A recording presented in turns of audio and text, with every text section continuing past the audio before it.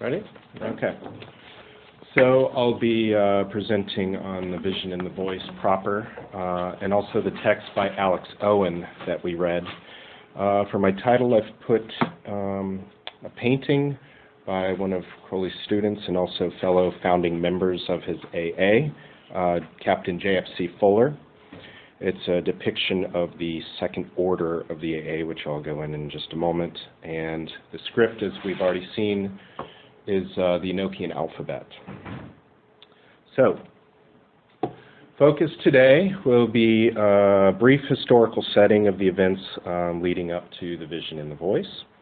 I'll outline Owen's argument and place of enchantment, go into a little bit of the source text itself, and I'll finish with some critical assessment and conclude. So, we've already heard a little bit of history about the great beast. That's him on the left. But I'll just mention some of the immediate years leading up to his travel into the African desert with his student Victor Neuberg on the right here. Quite a bit happened after the reception of the Book of the Law.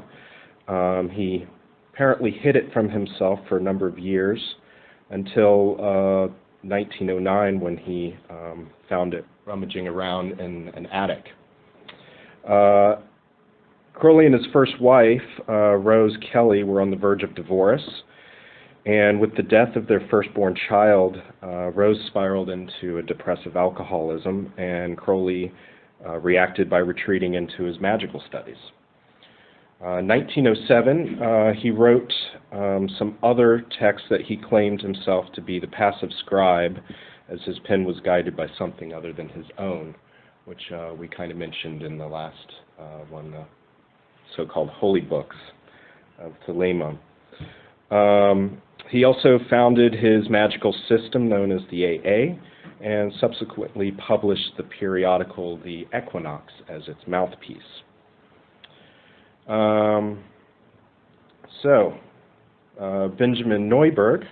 Victor Benjamin Neuberg was already a published poet when he met Crowley in 1907 at Trinity College in Cambridge. Impressed with the mystical leanings of his writing, Crowley recruited him to the AA in 1908. Victor was of a middle-class Jewish family, but rejected those conventions, instead embracing the free-thinking and progressive ideals of a young college student in Trinity at the time. Nevertheless, he was predisposed to mystical experiences since childhood. I want to go over a little bit of the system of attainment so we can kind of put the text into perspective. First of all, what does AA even stand for? And the manifesto, One Star in Sight, he writes, it's the name of the order and its three divisions are not disclosed to the profane. However, the letters may denote the Latin Argentium Astrum, or Silver Star, which is the name of the third three. So it's based off the Kabbalistic Tree of Life. He describes the AA in his writings as an illuminated community which is scattered throughout the world, but which is governed in one truth and united in one spirit. The idea is not new. The fact that there exists a non-temporal order of chiefs called the Great White Brotherhood, or as we previously discussed regarding theosophy, that of ascended masters. Their mission is to bring humanity to an illuminated state of spiritual awareness.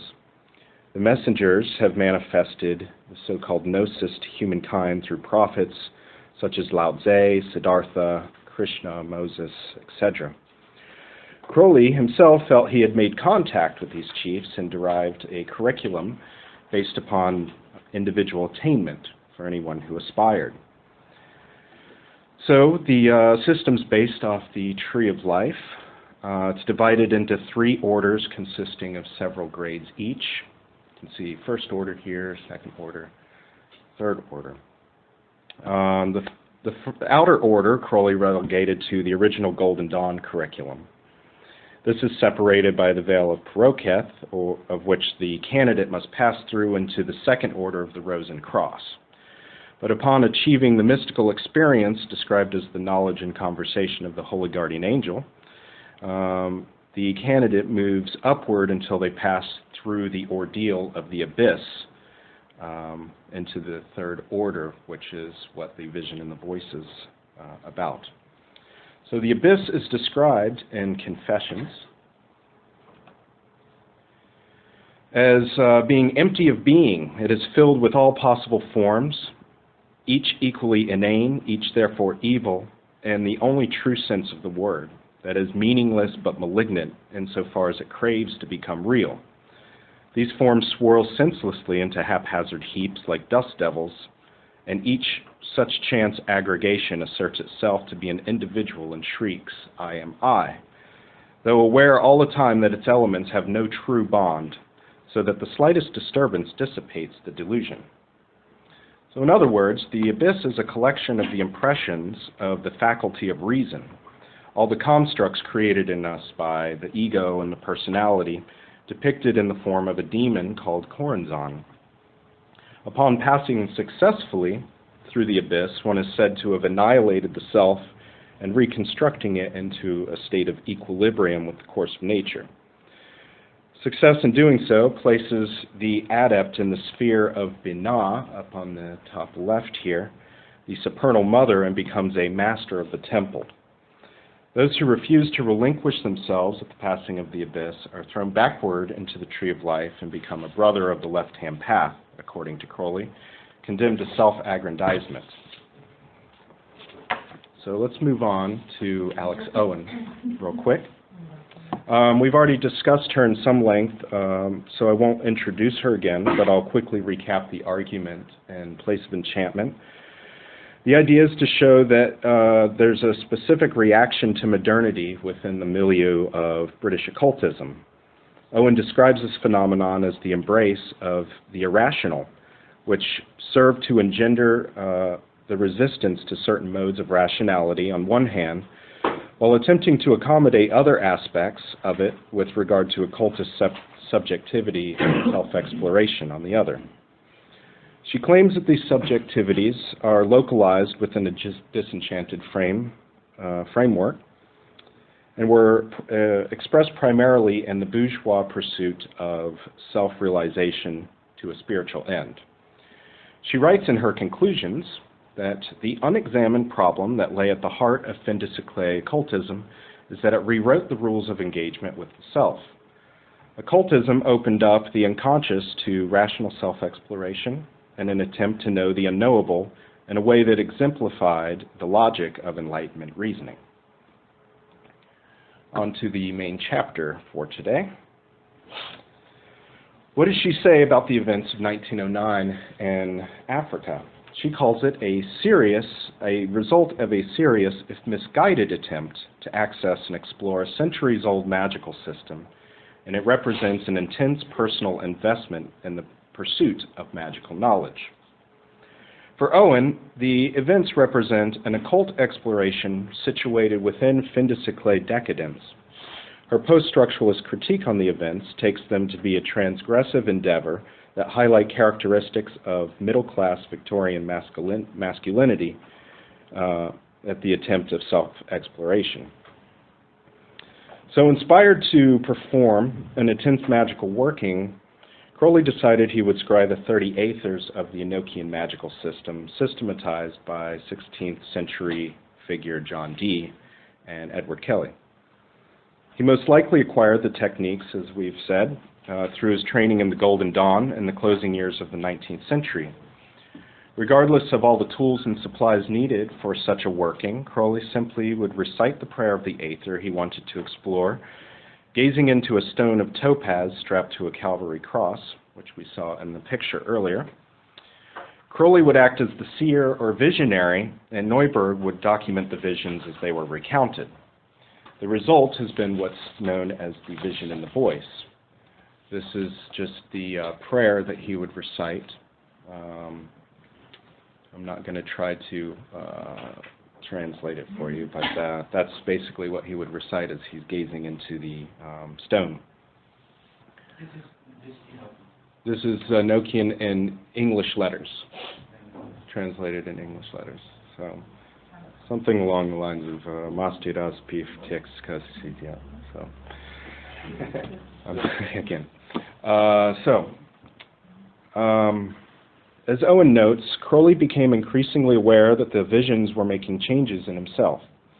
He felt as if each one became an astral initiation and would later identify them as a coalescence into the grade of the Master of the Temple, which is the 14th through 10th aethers from our reading today.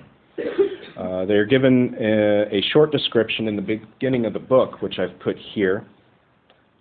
Basically, these aethers describe his experience as such, from the description of what the work of the Master of the Temple is, and so on and so forth, the frontier of the abyss. It was in the 14th aether that Crowley encountered veils of darkness to the vision and could not penetrate it, and was told to abandon the vision. But in order to pierce it, this would give him the grade that he sought after. Crowley felt that he had to push the boundaries. So together with Neuberg, they erected a temple to invoke the god Pan. This was significant because Pan means all in Greek, and for Crowley it implied the relinquishing of the entirety of himself and everything of his personality, and the impassive acceptance of all phenomena. The sacrificial element was that of the sex act, in which Crowley assumed the passive role. He was now prepared to face the abyss and the demon that resided there, Corazon, who represents, as already mentioned, the collection of false ego impressions, the disjointed ramblings of rationality. And this is from the 10th aether. I am I have shut myself up from the spendthrifts. My gold is safe in my treasure chamber, and I have made every living thing my concubine, and none shall touch them save only I. And yet I am scorched, even while I shiver in the wind. He hateth me and tormenteth me. He would have stolen me from myself, but I am shut up and mock at him, even while he plagueth me. In effort to do this successfully, Crowley devised a classic evocation, which would evoke Corazon into a triangle with holy names written around it.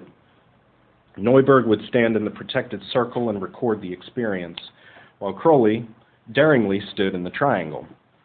The account is an intriguing interaction between Neuberg and the apparent demon, at one point wrestling around, and Neuberg being tempted out of the circle.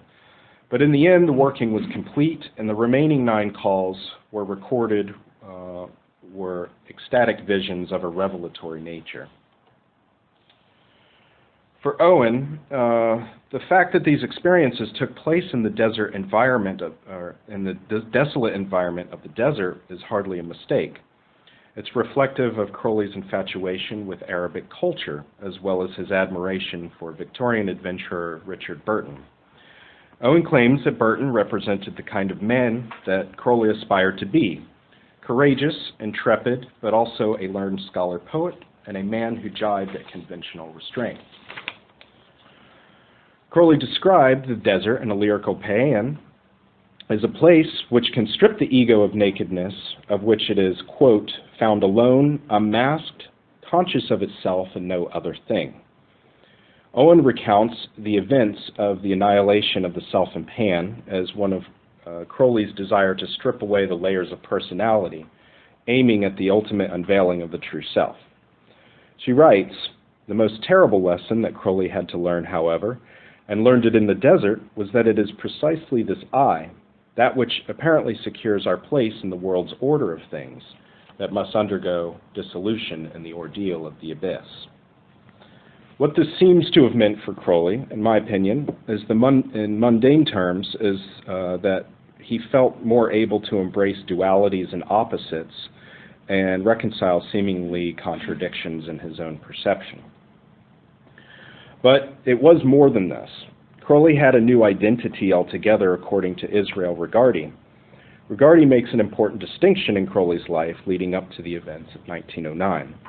Before this, according to Regardie, Crowley struggled with various aspects of himself that had not been assimilated, and it marked a practitioner and student period of his life. Upon rediscovering the Book of the Law and the subsequent vision of ego annihilation in the desert, Crowley further embraced his calling as a prophet to a new religion. I think this might be too sharp of a distinction, but it is pretty clear that Crowley's single work after 1909 was his effort to teach and promote his religion of Thelema.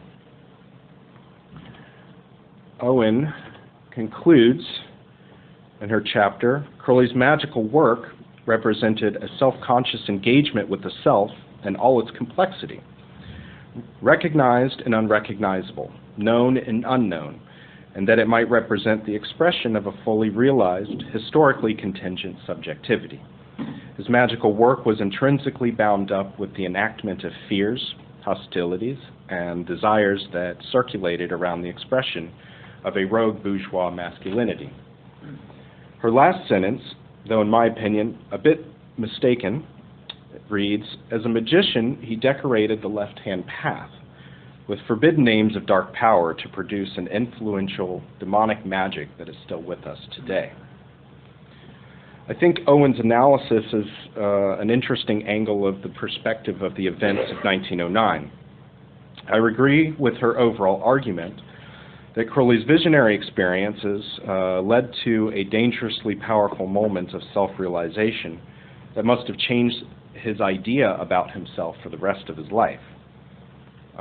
Indeed, we can see it exemplified in the renegade Victorian personality, if we place it within this context. However, there are a couple criticisms I have. I don't think her analysis grabs the entire picture. Her post-structural analysis provides a surface-level understanding of the complexity of his character.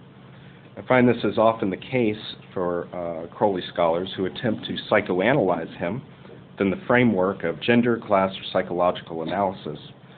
And I find it to perhaps be more forthcoming about maybe their own biases. For example, she writes on his attitudes towards women. Beneath the surface, his attitude towards the female sex was ambivalent. Crowley later espoused liberated views on the subject of women, recognizing female sexuality and denouncing the sexual double standard in favor of mutual sexual abandonment. His tendency to throw himself into romantic entanglements with women was paralleled by an equal facility for discarding them when his needs altered or attention wandered. It nevertheless remains the case that Crowley left behind a trail of devastation.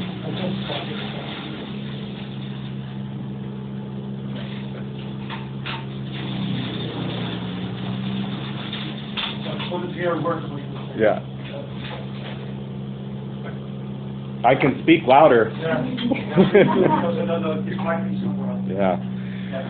So for this reference, Owen cites Crowley biographer John Simmons, which I think is bad enough considering he's most responsible for the Nemo history of Crowley as a black magician.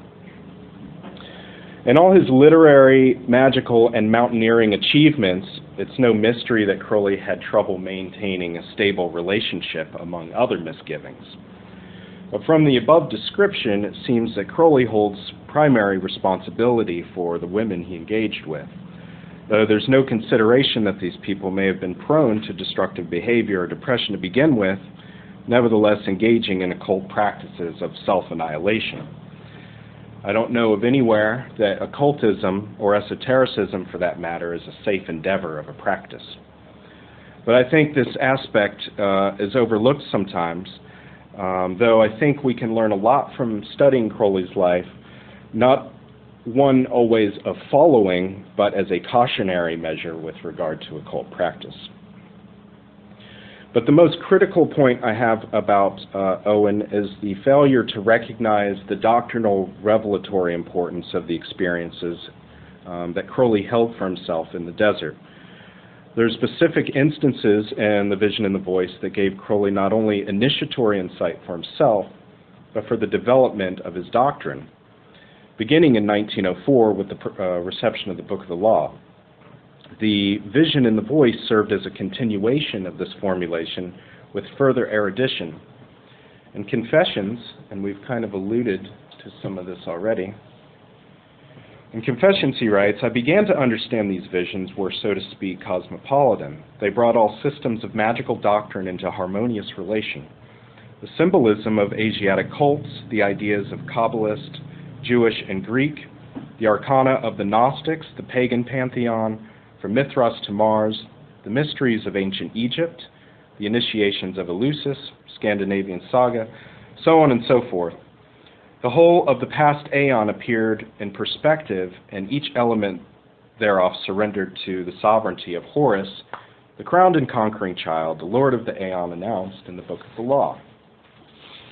There's numerous examples of the revelatory character of the vision and the voice, such as numerological correspondences and insights into symbol systems, but I'll only have time to go into just one to point out for this development.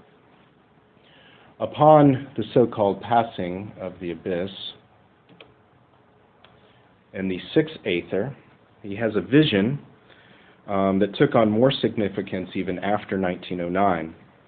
Above me appears the starry heaven of night, the one star that's greater than other stars. It is the star of 8 rays. I recognize it as the star of the 17th key of the tarot, and primarily the star of Mercury. So nearly 5 years after the events of 1909, Crowley and Neuberg again performed a series of other visionary workings over the course of 6 weeks in Paris in 1914. Again, this involved similar sexual techniques previously described. However, there was an even further development regarding the vision of the star, as well as insight into the 9th degree of OTO and his initiation into the AA grade he called Magus. We obtained many astonishing results of many kinds, ranging from spiritual illumination to physical phenomenon. As an example of actually intellectual illumination, the very impressive identification of the Christ of the Gospels with Mercury. This came as a complete surprise, we having until then considered him entirely as a solar symbol, connected especially with Dionysus, Mithras, and Osiris. This gets very complex, so I won't go into detail here, but I show this to exemplify the evolutionary significance of these workings. Furthermore, I think it also shows that these ideas are a little bit more complex than the surface level understanding of it being a demonic magic, as Owen writes. So in closing, the vision and the voice is significant for 2 reasons, particularly with regard to Gnosis. First of all, the experience can be seen as Crowley's own Gnosis, his own personal development and the confrontation of the self as described in Owen's analysis. But the experience produced much more than this. In its own right, it's a modern-day apocalypse and a revelatory Gnosis, describing a transformation into a different era of humanity, according to Crowley. These experiences ultimately led Crowley to answer to his calling as a prophet of a new religion for the remainder of his life. And the vision and the voice no less serves as an example of visionary magic that is influential in occultism up to present day. So I will leave with just a funny picture, and that concludes my presentation. Thank you, everyone.